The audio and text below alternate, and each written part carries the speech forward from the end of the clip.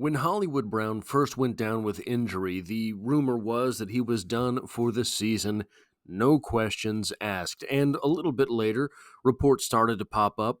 Actually, it was probably about a month or two later that reports started to pop back up that he would be maybe available for the playoffs. Maybe available for the playoffs. And more recently, things have started to swirl. Rumors have started to swirl. Speculation has started to swirl that Hollywood Brown will be back in the month of December. Well, it's nearly December now, and this entire time, I have kind of ignored this because, don't get your hopes up, that sort of thing. But report after report after report are coming in. So I wanted to talk about one of these articles from Bleacher Report and then maybe speculate a little bit about what that would mean for this offense and what this would mean for the Kansas City Chiefs going forward. In an article titled NFL Rumors, Chiefs Optimistic Hollywood Brown Practices by Mid-December Amid Injury by Paul Kasabian, we get this. Kansas City Chiefs wide receiver Marquise Hollywood Brown, who missed the entire regular season with sternoclavicular joint dislocation suffered during an August 10th preseason matchup, could potentially return to practice soon. This would mean that he has not missed the entire regular season, but we will let that pass. According to multiple sources, the Chiefs are optimistic that Brown will rejoin his teammates on the practice field in mid-December, Nate Taylor of The Athletic reported. Brown signed a one-year, $7 million contract with the Chiefs this offseason. The 27-year-old caught 51 passes for 574 yards and 4 touchdowns in 14 games with the Arizona Cardinals last year. The Chiefs have had terrible luck with injuries to key players aside from Brown. Of note, Isaiah Pacheco suffered a fractured right fibula in Week 2 and missed 9 games. Rashee Rice is out for the season after suffering a damaged LCL in Week 2. Kicker Harrison Butker is currently on IR with a knee injury, but there's good news ahead. Don't forget, this year's injury troubles started last year when Charles Omenihu went down in the AFC Championship game. But there's good news ahead. Pacheco is a full participant in practice this week leading into Friday's matchup with the Las Vegas Raiders.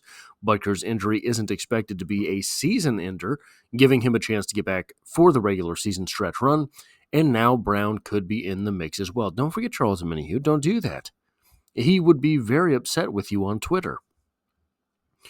Brown's been quite productive in the past, notably catching 91 passes for 1,008 yards and 6 touchdowns for the Baltimore Ravens in 2022. Injuries curtailed Brown in 2023, namely a heel ailment that ultimately ended his season early and forced him to miss the final 3 games. But now Brown could be nearing his Chiefs debut, a welcome sight for a team looking for the first ever Super Bowl three-peat in franchise history. Nay, sir, this would be the first ever Super Bowl three-peat in history. You can delete this word. Take a note from Hemingway. The fewer the words, the better. Now,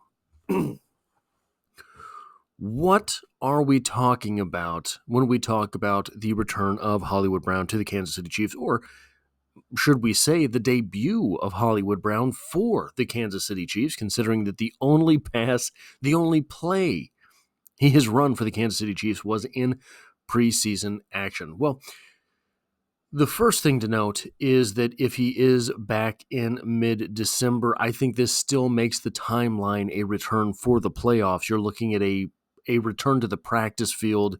You're looking at a 21-day window after activation from the IR.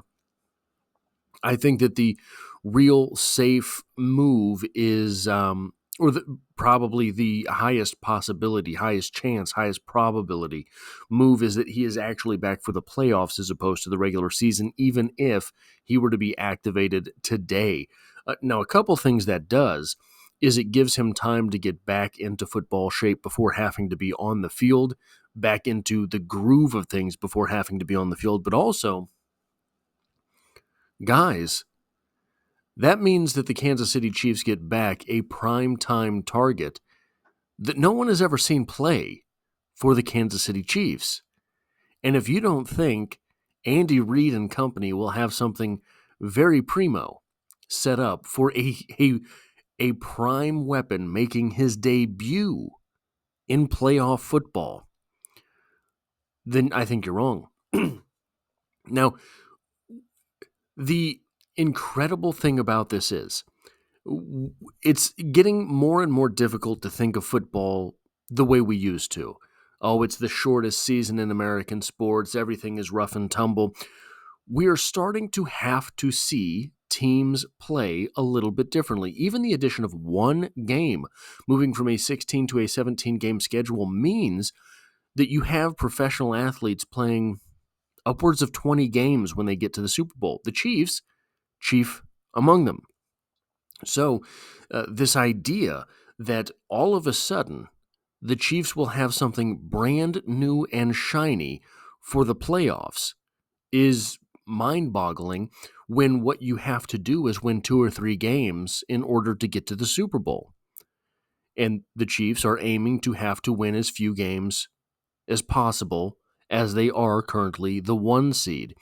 It is also an interesting quirk that by adding playoff teams, the NFL has said there's one bye week in the NFL, in the playoffs. One team gets that coveted spot. That makes things even more difficult for the teams that are successful, as the Chiefs notably have been. But what it means for the offense is more speed.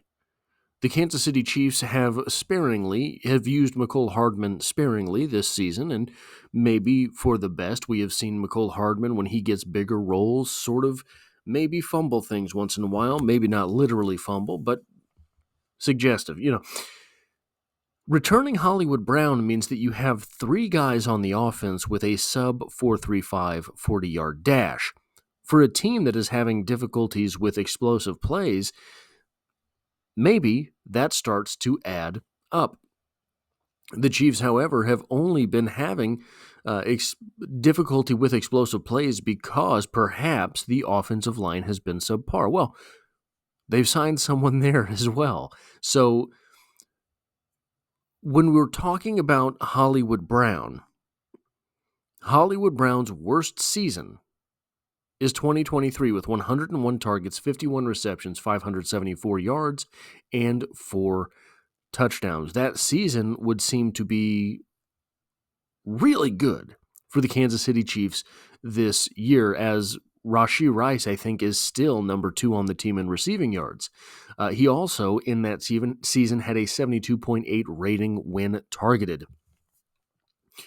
The return of Hollywood Brown is not the return of a bit player. It's the return of a player whose worst season is 574 yards. Getting that guy back for the playoffs is incredible, especially when you consider that you're probably slotting him in to Justin Watson's role in the offense right now.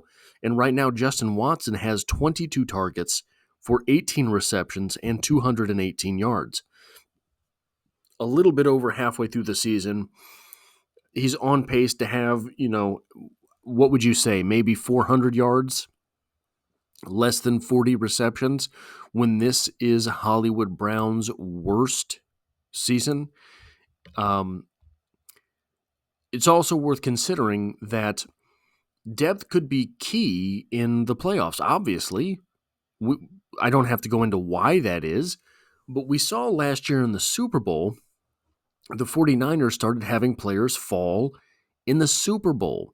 I believe we saw it with the Eagles, too. If I'm not mistaken, they lost someone in the Super Bowl as well. But regardless, you're talking about the culmination of 20 games of contact football. That is not something that you can just brush off because, hey, it's the Super Bowl. Having another player at one of these positions, having another prime-time player at one of these positions, is something that cannot be oversold. One thing, because I'm sure this point has been talked to death this week. I've kind of been out of the loop as far as media is concerned this week, but I'm sure that Hollywood Brown's return has been done to death. One thing that maybe hasn't been talked about as much is this. What does the wide receiver core look like next year? This seems to be a recursive loop in which the Kansas City Chiefs find themselves. Hopkins and Brown are free agents. Rice will miss the first part of next season, likely with suspension, and who knows how the injury recovery goes. You never know with those sorts of things. So that's the three guys that you're looking at probably at the top of the list, not going to be here. Sky Moore, in my opinion, unlikely to return. Maybe this run of wide receiver misfortune makes it slightly more likely that he does return. I cannot imagine that being the case. Justin Watson is a free agent. Juju Smith-Schuster is a free agent. Mecole Hardman is a free agent. Of the wide receivers currently listed on the active roster, the only player under contract next year is Xavier Worthy. Going to repeat that. Of the 5 wide receivers currently on the active roster, 1 is under contract next year, and that is Xavier Worthy. But worth considering, this was supposed to be a 1-year prove-it deal for Hollywood Brown. That's why we got him at a relative discount, being that he is precipice of star receiver material. He signed a 1-year, $7 million contract with the Kansas City Chiefs. The only thing that he's proven this season is that he's injury prone. So he is likely to hit the market at a still discounted rate. However, should he put up good numbers in the playoffs, should he be a shining star in the Super Bowl, should he make even one play in the Super Bowl? Super Bowls are where fantasy is made, right? So if Hollywood Brown gets on the field in the Super Bowl, ends up being a 6-reception, 87-yard, 1-touchdown guy, he's going to find a contract somewhere else for more than $7 million. If, however, that does not happen, maybe he signs a 1-year longer prove-it deal with the Kansas City Chiefs. The thing to call into question at this point is, what will the Kansas City Chiefs salary cap situation look like? They're going to be strapped, but I don't know how strapped they will be. What happens with Nick Bolton? What happens with Trey Smith? Does anyone decide to retire? You hate to talk about it, but both Joe Tooney and Travis Kelce are kind of up there in years. Now, they're basically the only 2 players on the Kansas City Chiefs that are up there in years, but it's true. I personally think Kelce returns next year and ends up taking the same length of career as his older brother. His older brother entered the NFL 2 years earlier. I think that Travis will exit the NFL 2 years later. The Kansas City Chiefs will somehow find themselves, after this season, in the same boat going into next year that they were at the beginning of this year, that they were at the beginning of last year, needing basically 4 bodies at the wide receiver position to fill out a roster and make something of the offense. I think we are likely to see another draft pick at the wide receiver position. I think we are likely to see a mid-round wide receiver signed, not a top-line guy.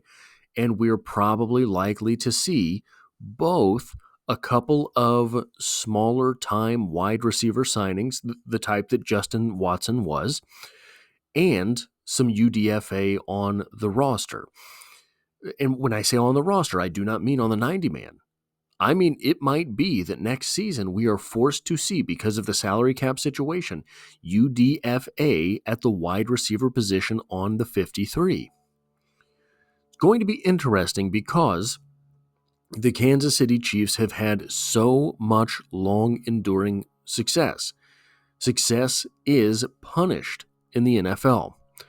So eventually, these things have to wear themselves out on the roster. That is all I have for this video. If you like or appreciate what it is that I do here, hitting a like button really does help me out, as it tells YouTube to share this video with other Kansas City Chiefs fans. And if you find yourself here by chance but not design, the Chiefs are the only thing I talk about on this channel, dropping multiple videos every single week, and I hope to have you back for the next one.